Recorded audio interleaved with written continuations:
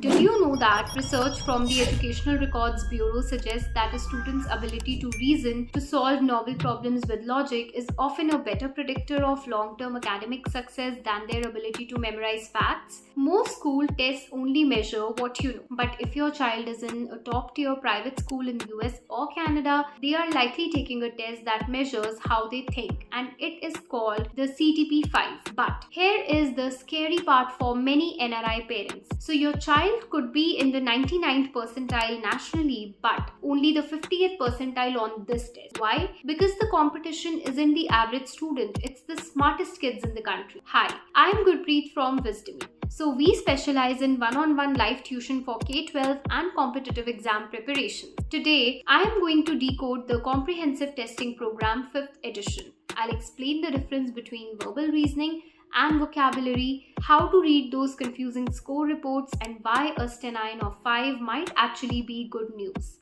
So first, what is CTP 5? Well, it stands for Comprehensive Testing Program and it's conducted by ERB, which is the same body that administers the ISEE admissions test. Now, unlike SAT or ICEE, this is not primarily an admissions test. It's a low-stakes assessment used by high-performing schools to track student growth year over year.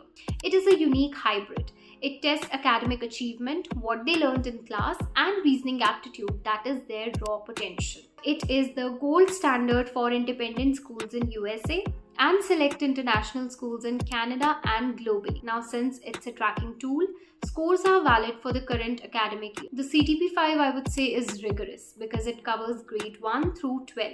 It's a marathon and not a sprint. It takes 2.5 to 4 hours, usually spread over several days during school hours. Now the test is split into two pillars. Reasoning covers verbal and quantitative logic, and achievement covers reading comprehension, mathematics, writing concepts, and vocabulary. Now here's an important note. For grades 3 and up, there is often an optional science section. So scoring uses scaled scores and also stenines. If I talk of the prerequisites, I would say that you generally cannot sign up for this test on your own because your child must be enrolled in a school that is a member of ERB. The school registers all students automatically and fees usually included in your school tuition. For grades 1 to 3, it's often paper and pencil, and for grades 4 and up, it is increasingly computer based. Can you study for CTP 5? Well, the ERB says no. We say familiarize. Now why? Because the format of reasoning questions can actually be confusing. So just start 2-3 weeks before the test window. And the technique is verbal analogy. So practice bridge sentences, and for quantitative reasoning, focus on comparisons. The test often asks, is column A bigger, column B bigger, or are they equal? So what's the common mistake here? Drilling math facts. Knowing 7 times 7 is 49 is a great achievement. Knowing why is reasoning, and focus on the concepts. Reporting time. Now, since this happens during school, just ensure that your child arrives on time. No calculators or smartwatches. Schools definitely try to keep this low stress.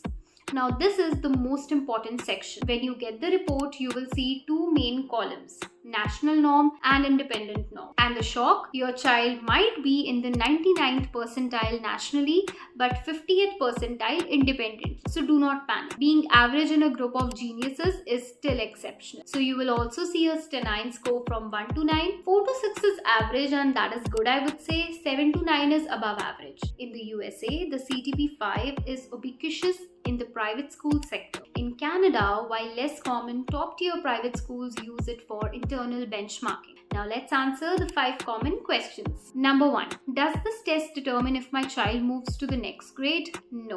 Why is the reasoning score lower than achievement? Well, this suggests your child works hard but might struggle with novel logic. Can we retake it? Generally, no, we can't. Is it adaptive? Well, the online version can be. And how can Wizdomi help? Well, we help bridge the gap between achievement and reasoning. So the CTP 5 is a reality check, but it's a helpful one. It tells you exactly where your child stands among the best and the brightest. So use it as a roadmap, not a judgment. If you want help to improve your child, help them with the reasoning scores, click the link in the description to book a strategy session with Wizdomi. So I am Gurpreet and I will see you in the next video.